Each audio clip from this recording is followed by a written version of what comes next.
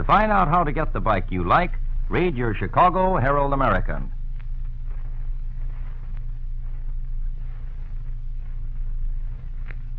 Destination Freedom.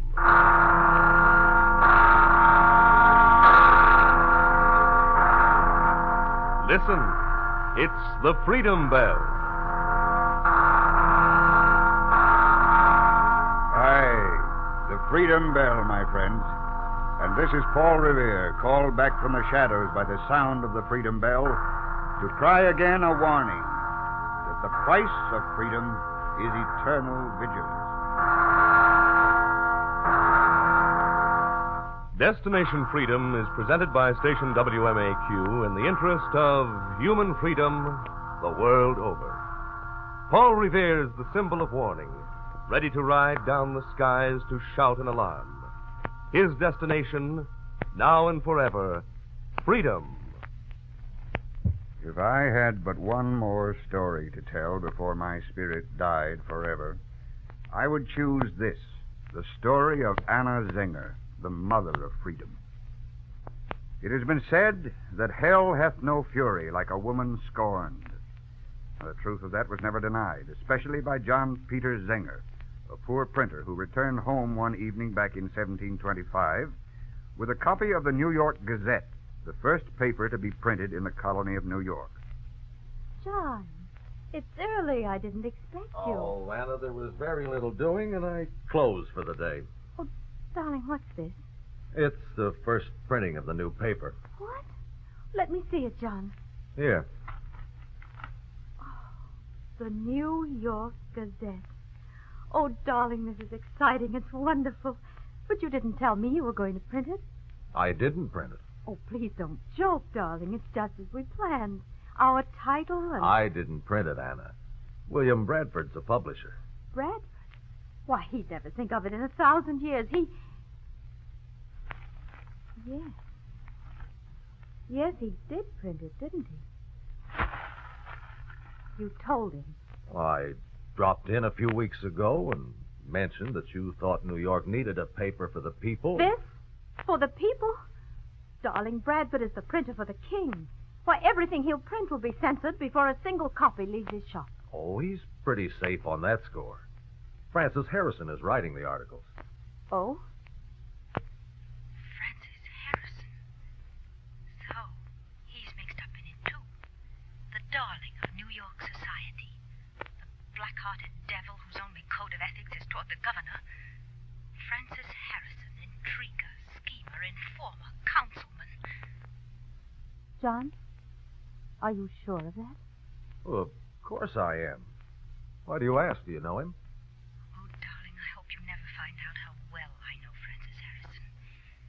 It was he who kindled the spark of love in my heart, only to insult me with his audacious proposal that we live in common law. You must never know, darling. Never. Only slightly, John. By reputation. He's a clever man. And I don't know anything about Harrison. I never even saw him, to my knowledge. You may be sure he'll never print a critical word. But I never thought Bradford would take up with the likes of him.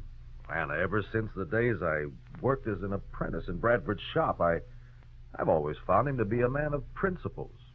Honest, frugal, and eager to do what he thought was right. He treated me well.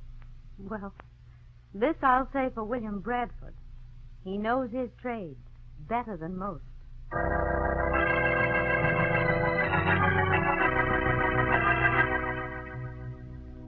Anna Zenger had been a visitor to Bradford's printing shop while her husband was still in the printer's employ.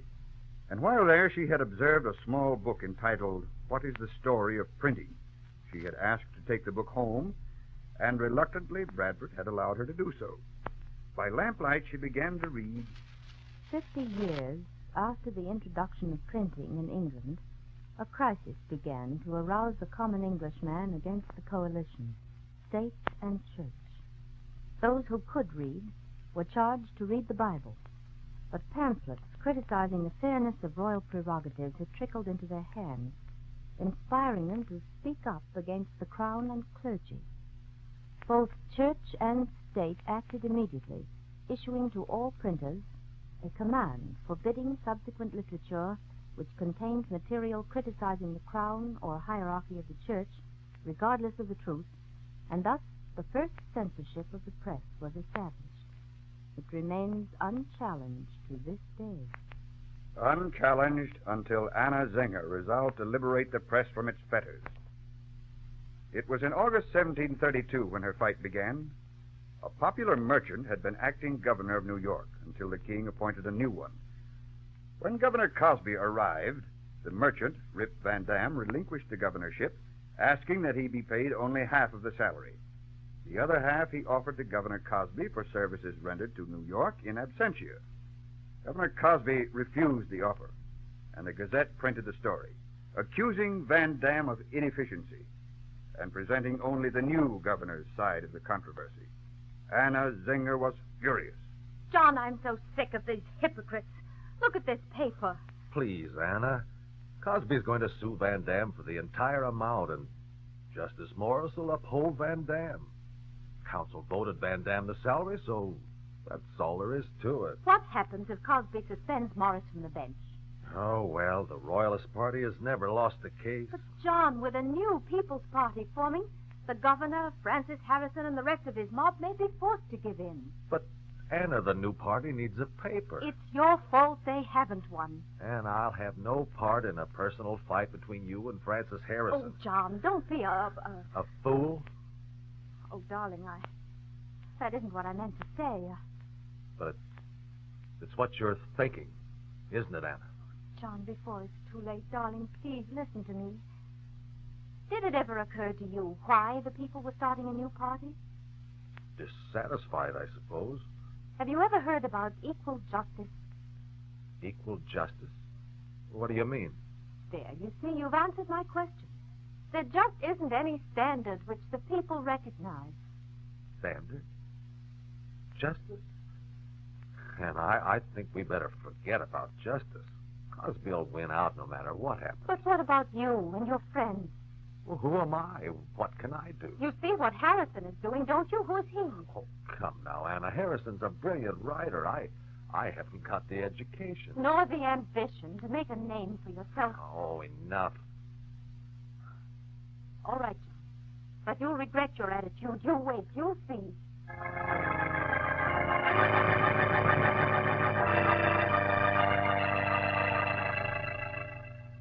Events moved swiftly in the legal action taken by Governor Cosby against Rip Van Dam.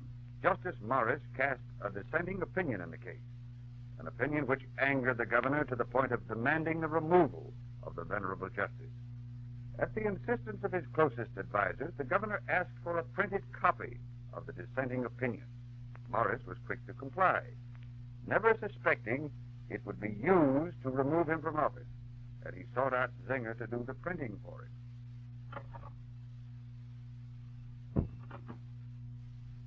John Zenger? Yes, sir? I'm Louis Morris, Mr. Zenger. Justice Morris? Well, sir, this is an honor. Please have a chair. Mr. Zenger, I've heard of your printing art, and I'm here on an important piece of business. And what is your business, Justice Morris? I recently issued an unfavorable decision against the governor. He wants some copies of my decision. I know about the case. Discussed it with my wife. It seems I heard somebody mention your wife, Zenger. You'll pardon my asking, but whom did you marry? Anna Mullen. The daughter of Nicholas? Yes. Did you know him? Know him? My good man. Nicholas Morland was one of the most educated men in New York. One of my closest friends he was. Tell me, Mr. Zenger, is her mother alive? No, sir. Mother Mullen died shortly after her husband. A pity. Well, 'tis the way of all flesh.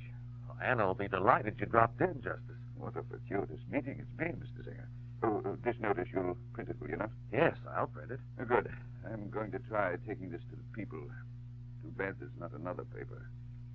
Well, goodbye, Mr. Zenger. Thank you, Justice. I'll get to the work right away.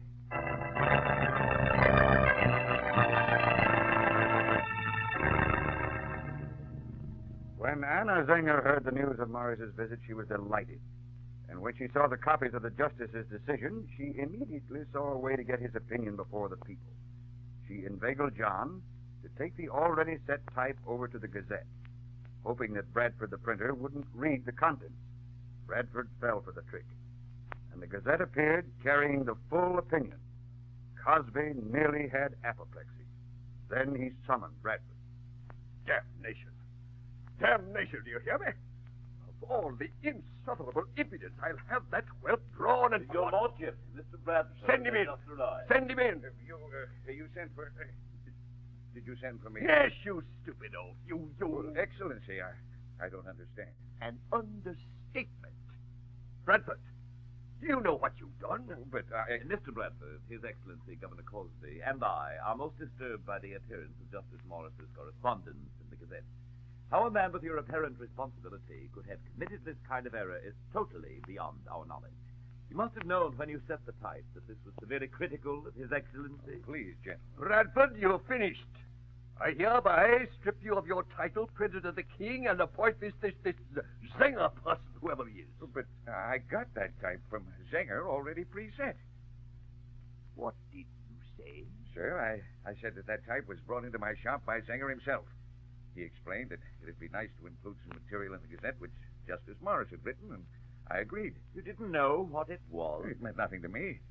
No, I assure you, gentlemen, I meant no offense. If I'd known that... Your Excellency, if you'll permit me a suggestion. Well, what is it? I believe it would do more harm than good to remove Mr. Bradford from his post. He is a man with many years' experience. Yet I feel that we should take any and all measures to prevent further mistakes. May I suggest that Mr. Bradford be responsible to me hereafter for everything he prints? I shall be responsible for seeing that only approved material appears in the Gazette. But you've been writing in the Gazette, Harrison. Writing, yes. But this would be a position, Governor. I'm sure Mr. Bradford would welcome the well-paid services of a loyal council member. Harrison, you old foxy loxy, you.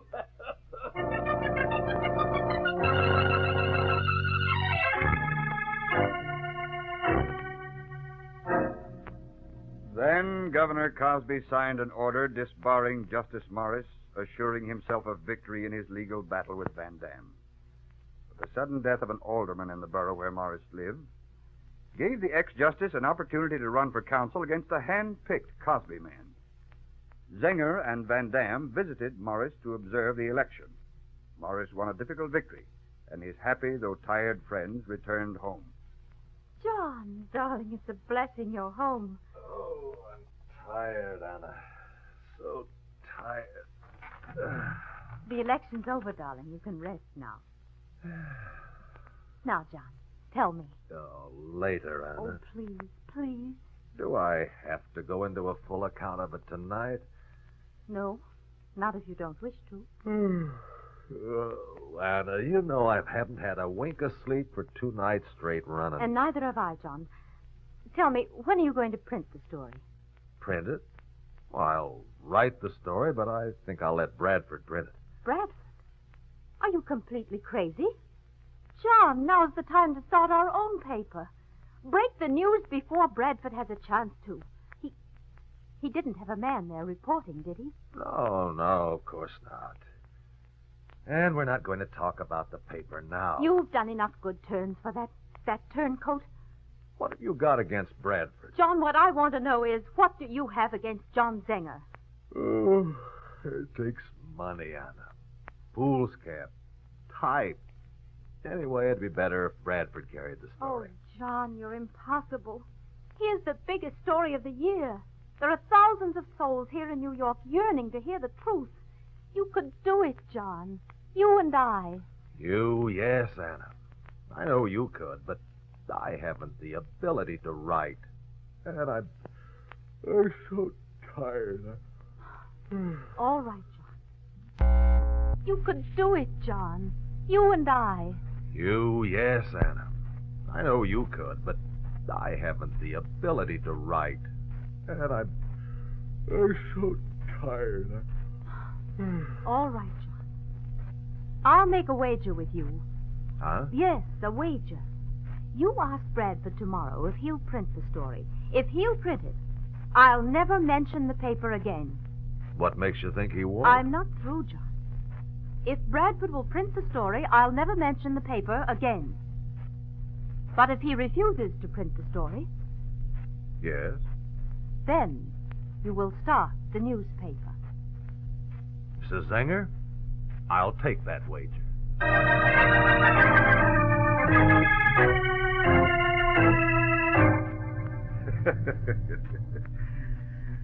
On November 5th, 1733, 4 days after John and Anna had made the wager, the first issue of the New York Weekly Journal appeared. John Peter Zenger was its publisher, but not its guiding spirit. Anna Zenger wrote the paper from beginning to end.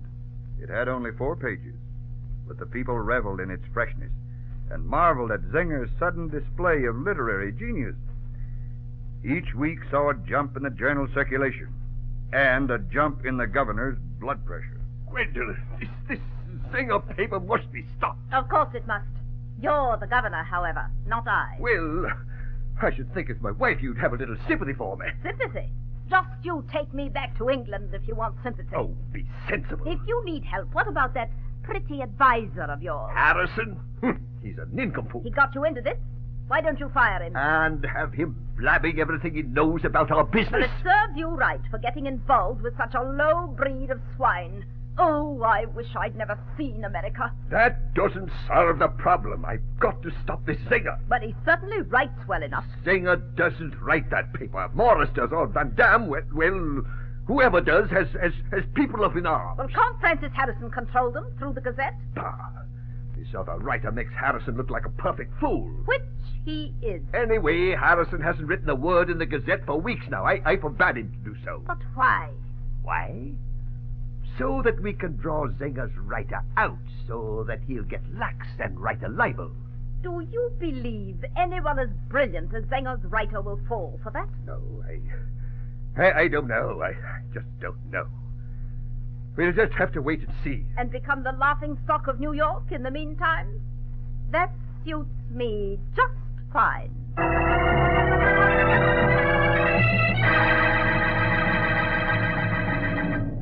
Harrison! Yes, Excellency, I'm coming. Have you seen the journal?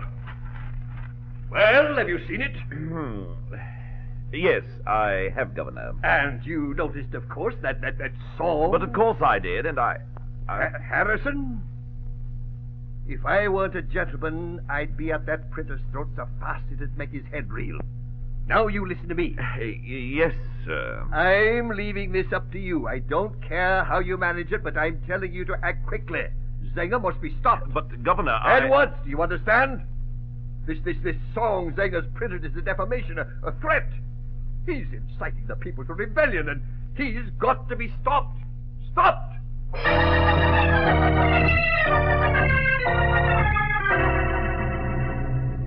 So Francis Harrison set up a plan to cut Zenger down. He brought evidence into court and tried to get the jury to issue an order against Zenger's paper censoring its material as libelous. Zenger himself, sitting in the audience, felt amused when many of the jury winked at him and returned a judgment in his favor. Harrison then decided to pursue one of the oldest tricks known, and dressing himself as a dandy, he called upon Anna Zenger. Just a minute. Just a minute. Oh, Anna Mullion. Mr. Harrison. What is it you want, sir? Aren't you even going to invite me in, Anna? I wasn't expecting company, Mr. Harrison. This is an urgent matter, Anna. Please. Very well. Come in, Mr. Harrison. You've managed beautifully here, my dear. What do you want? It's been a long time since you and I sat alone on the sofa yonder, dreaming. It should never have happened. Oh, please, Anna. Make me feel indecent. I repeat, what do you... Anna, your husband is in trouble.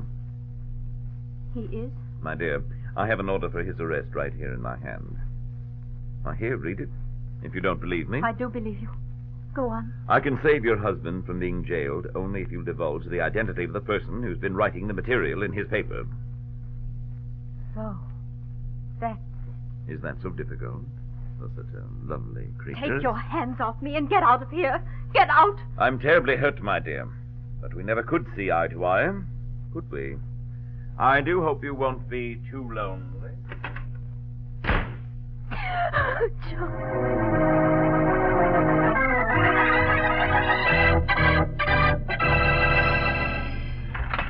Harrison! Harrison, you tricked me! I demand to see my lawyer! My lawyer, do you hear me? My lawyer! Oh, Anna!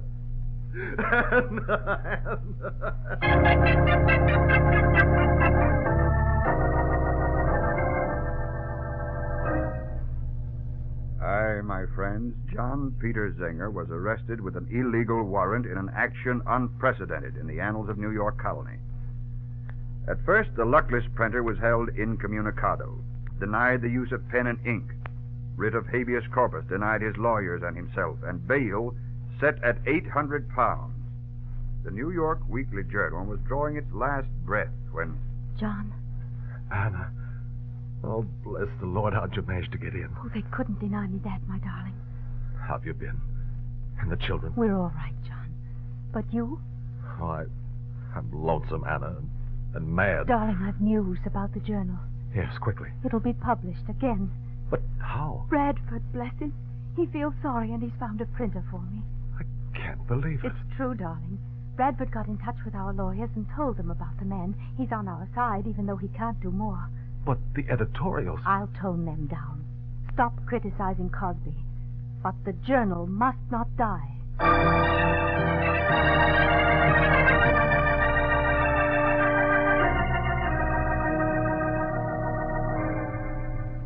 The journal did appear and continued to be bought by the public. But the battle for Zenger's freedom was being lost round by round. The final blow came when his attorneys were disbarred for challenging the right of Governor Cosby's judges to occupy the bench.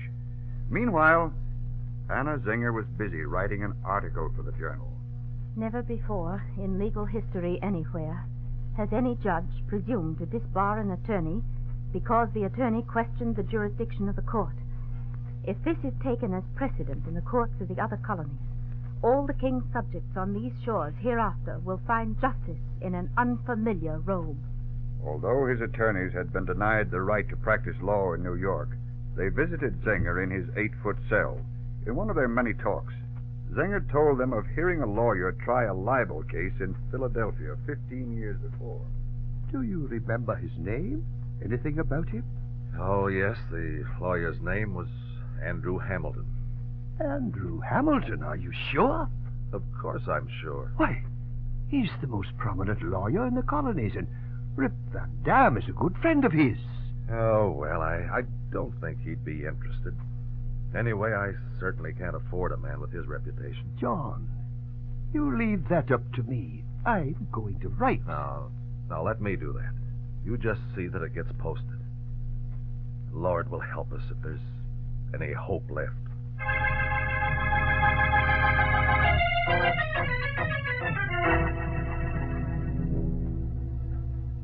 John, open it. It's Hamilton's reply. Oh, I hardly expected a reply this quickly.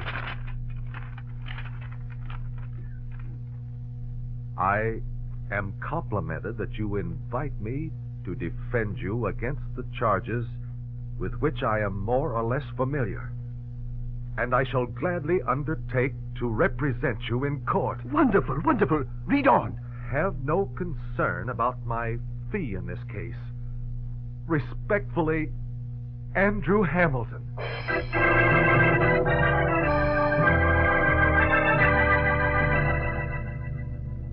Your Honors, I confess for my client that he did indeed both print and publish the statement set forth in the charges. I also hope to prove that in so doing he has committed no crime. Since the defendant has confessed, I move the jury find a verdict for the governor. Even if his statements were true, the printing of them becomes an aggravation of the crime. I disagree, Mr. Attorney General. The mere printing and publishing of statements in a newspaper is not a crime. The statements he prints must be proved to be false, scandalous, and seditious, or else we are not guilty. Many worthy and brave men have suffered for speaking the truth.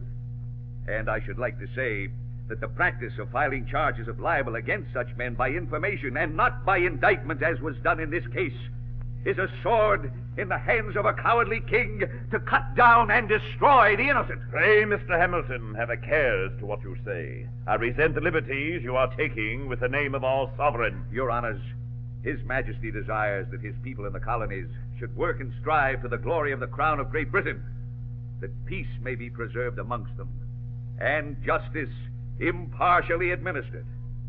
Governors who injure and oppress the people under their administration provoke the people to cry out and complain, and then make that very complaint the foundation for new oppressions and prosecutions. I wish I could say there were no instances of this kind, but in the prosecution of this poor printer, you have one. The question before the court and you gentlemen of the jury is not of small nor private concern. It is not the cause of the poor printer Zenger, nor of New York alone.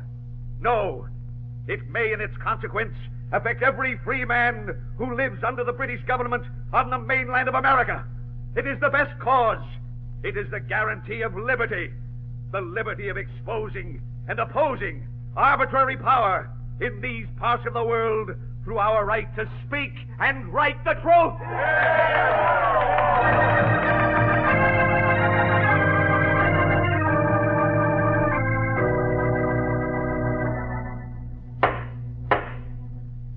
Gentlemen of the jury, have you agreed upon the verdict? We have. Have you agreed that John Peter Zenger is guilty of printing and publishing the libels as charged? Not guilty.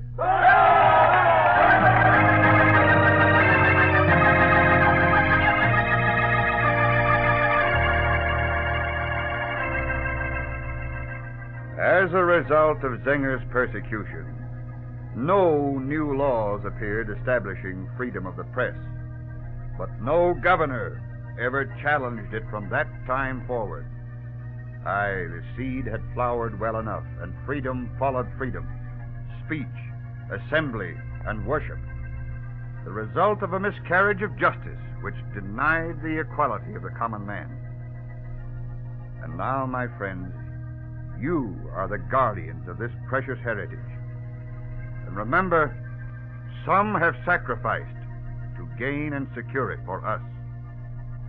Hold its banner high as we all march down the road toward our own destination, freedom.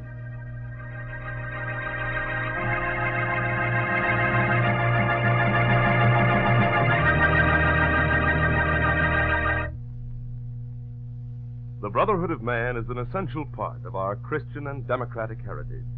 Destination Freedom salutes the National Conference of Christians and Jews for their endeavor to focus the attention of all Americans on the values of brotherhood during this annual Brotherhood Week. Begin today with the realization that each individual has true dignity and worth, regardless of race, creed, or color. And practice the principles of brotherhood throughout each year to come. Make this your contribution along the road to Destination Freedom.